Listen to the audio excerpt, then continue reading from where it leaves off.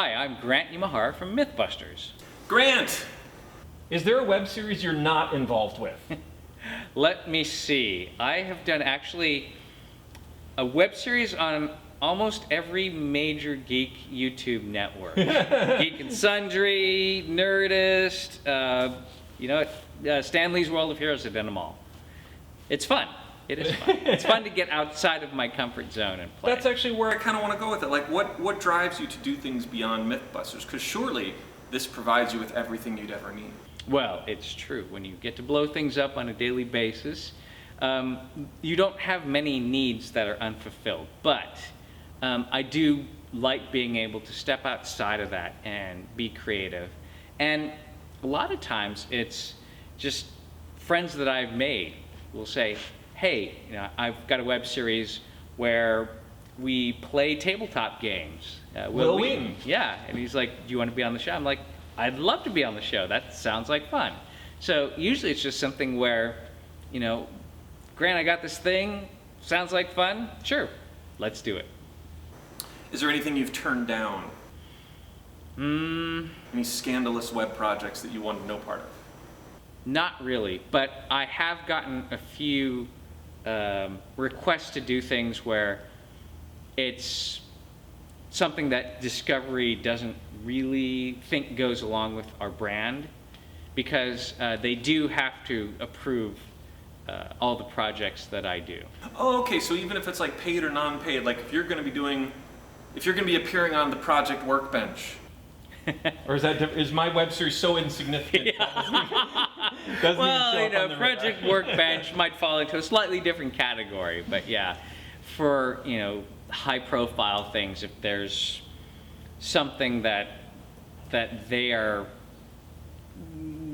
in doubt about the nature of, they'll say, well, we'd like you not to do that. Of course. So there's some brand management going on. Certainly, yeah, and that's their prerogative, because there's my personal brand, but that's also part of a larger world of the Mythbusters and the Discovery brand.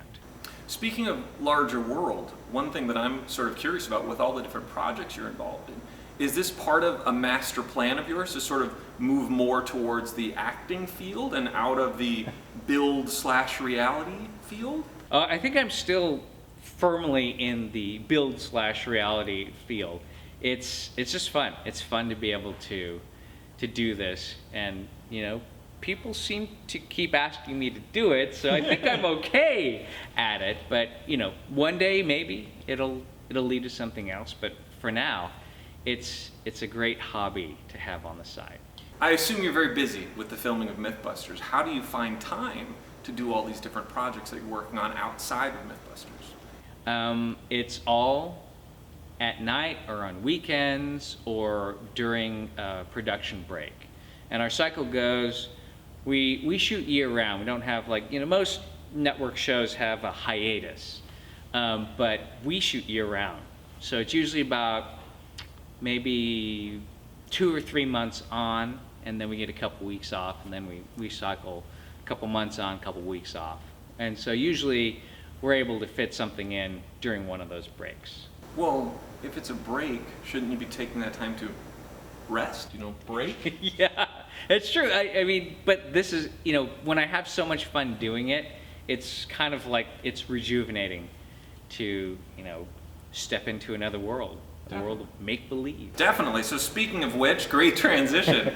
Tell me, how did you get involved with Star Trek Renegades? I don't want to get the two confused, because you're of course Sulu in Star Trek Continues, right? And you are not Sulu in Star Trek Renegades. That is correct. In Star Trek Renegades, I'll be Admiral Chekhov's aide, so a minor character, but which I'm happy about, because Renegades has so many major Star Trek actors in it already. It's like, sure, I'm happy just to be there, because as a fan, I am a fan of Star Trek, clearly. It's fun to just be there, and see all this happen. So how I got involved in each other. Already got our outtakes real. I know. It's good. Okay, here we go.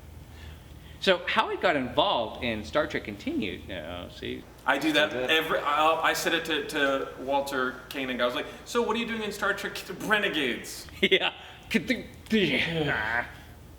Okay. All right. So how I got involved in Star Trek Renegades is I got an email from Ethan Kalk, the producer of it, and he was a friend of a friend, and you know, they put us in touch, and from the moment I heard, I was like, this sounds cool. And it's not a regular Starfleet story without giving away too much, but I like the tone of it, and I like the characters, and it's cool project. Cool. Let's do one that's spoiler filled. I won't let this out until after the episode's aired. Sure. Or unless they want to drop some spoiler. Tell me, Grant, you've read the script for the Renegades? I've read my part of the script. Okay, then tell me, spoil for me as much as you can. About Star Trek Renegades. Okay, so Star Trek Renegades, from what I understand, the current version of the script, is the Renegades are not regular Starfleet officers. It's like a ragtag team composed of former officers, covert operatives, and the reason that they have put together this group of renegades is because it's a mission that has to happen off the books. And so Admiral Chekhov and I think Tim Russ's character is still Tuvok, right? Admiral Chekhov and Tuvok, who is like the head of their covert security, have put together this plan. Because Starfleet can't officially get involved, they need, it's kind of like the A-team of Star Trek. That is what it is, right there, in a nutshell. I like this more and more. It's the A-team of Star Trek. They can't get involved, but they have to put together a group of people who can go in and take care of business, and that's who the Renegades are. Do you see yourself more as a B.A. Baracus or Face? Yes. I am more of a Madman Murdoch. Okay. Yes. HM, Howling Mad. Howling Mad Murdoch. No, I think as Admiral Chekhov's aide, I can sort of be a part of the good guy, official, corporate exterior of Starfleet. But, you know, I'm there to explain to the Admiral that all this stuff is going down, and intervention has to happen immediately. There's, what I convey with the character that I have is the sense of immediacy. And then it's up to Chekhov and Tuvok to come up with this plan of getting people who are not Starfleet officers, who are not necessarily the people who have the best reputation in this universe, and putting them together and giving them a ship and getting them into where they need to be. do you happen to know what the central plot device is? Like, what is the problem that they're trying to resolve? You know what? The problem that they're trying to resolve is in the script, and if I remember correctly, it's the collapse. It's the source of dilithium is going down, and of course, without dilithium, the entirety of Starfleet grinds to a halt. Starships floating in space without any means of power. So you need that source of dilithium is threatened, and they can't directly intervene, but they must. Someone has to go in there and fix things, and that's what the Renegades do. On a scale of 1 to 10, 1 being crazy jelly, 10 being mad jelly, how jelly are you over my TARDIS? Oh, like a million. 1 million jelly? Yes, 1 million. 1 times 10 to the millionth power. That's a lot. Jelly. That's a lot. Because when this project originally started, I was there. You were there. In fact, there. I would say.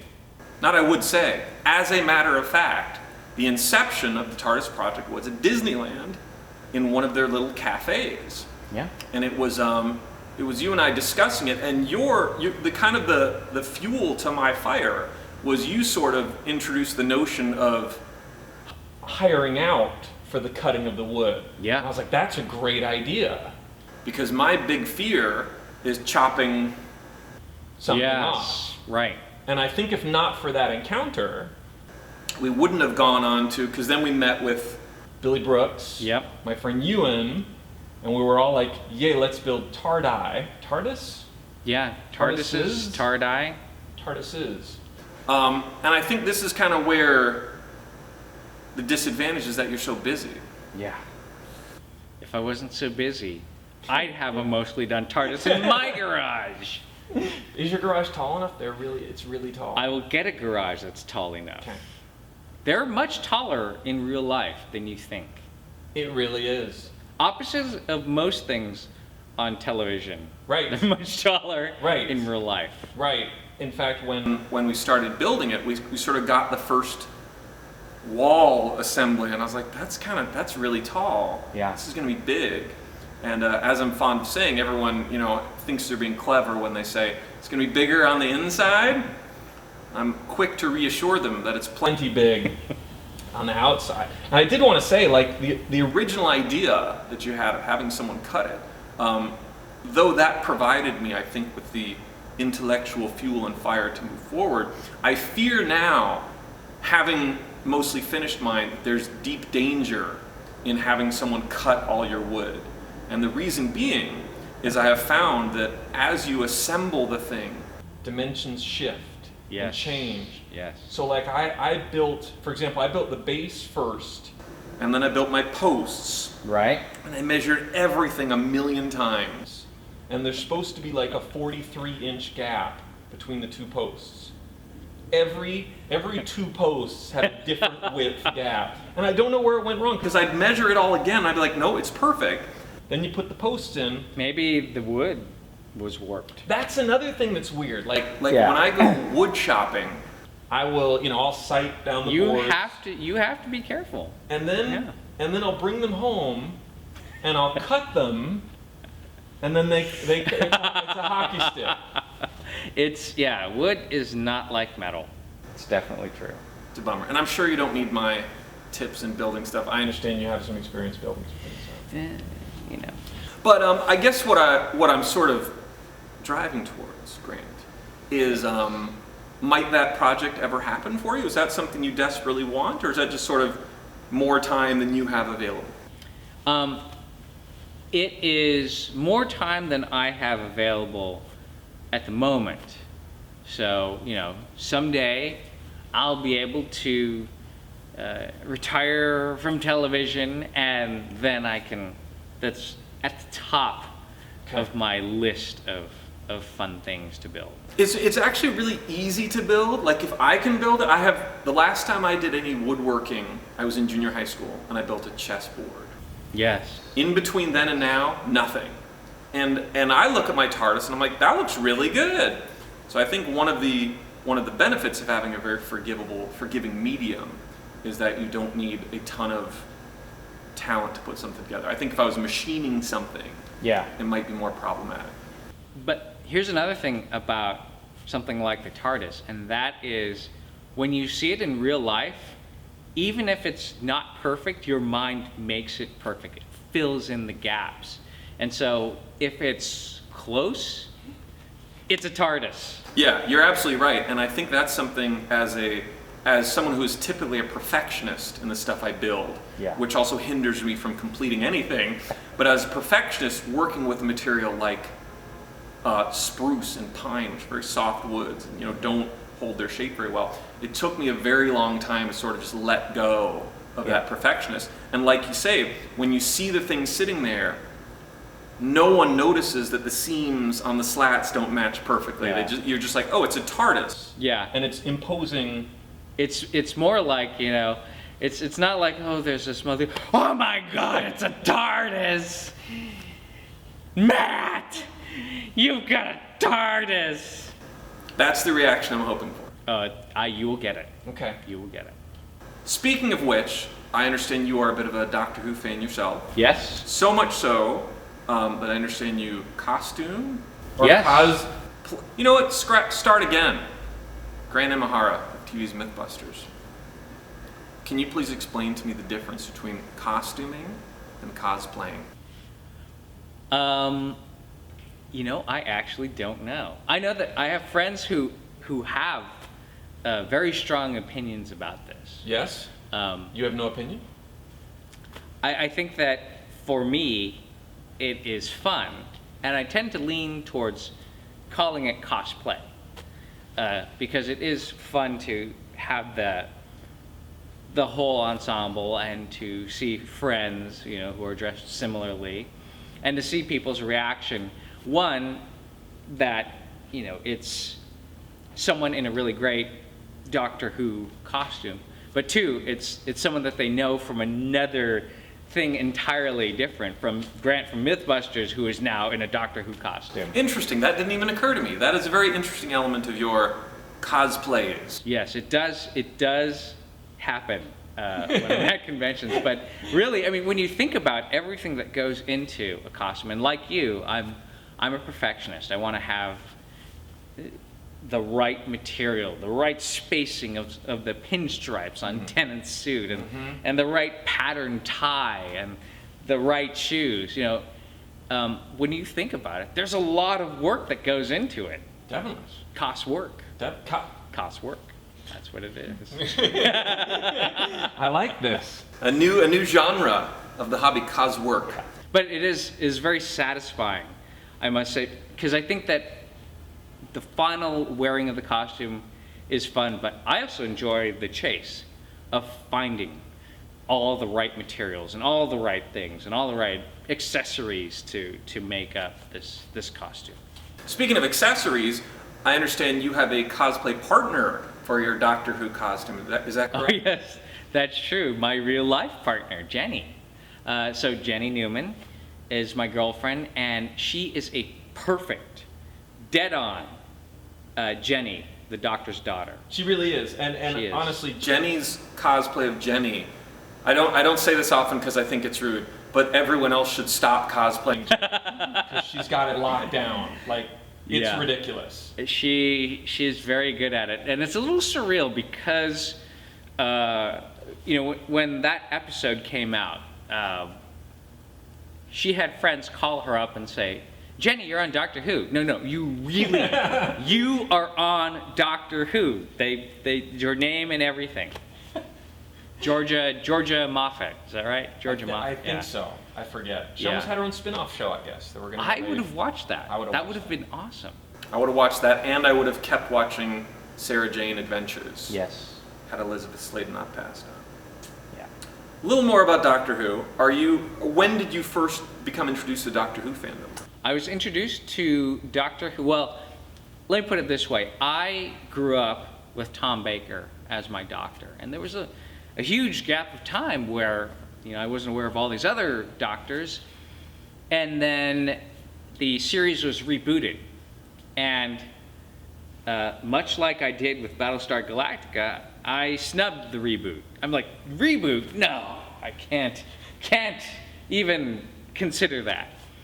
And my friend Bonnie Burton, who is a huge person in the Star Wars universe and a huge geek and a friend of mine, said, no, you have to watch this. There's a huge gap in your geekdom, and if you don't watch this, you will not have, because we all strive to be the uber geek. And I think you've kind of got to. yeah, I got a lock on that one. So, and so Bonnie said, look, you have to watch this, and you start, don't skip over, because it had been a long time. It'd been out for probably a year and a half, 2 years. Oh, okay, so you kind of jumped on board mid-stride with the Tennant years. No, she said I jumped on board during the Tennant But you years. went back to. But she said, no, you have to go Smart back man. to the beginning Smart. of the Ninth Doctor Smart. and start there.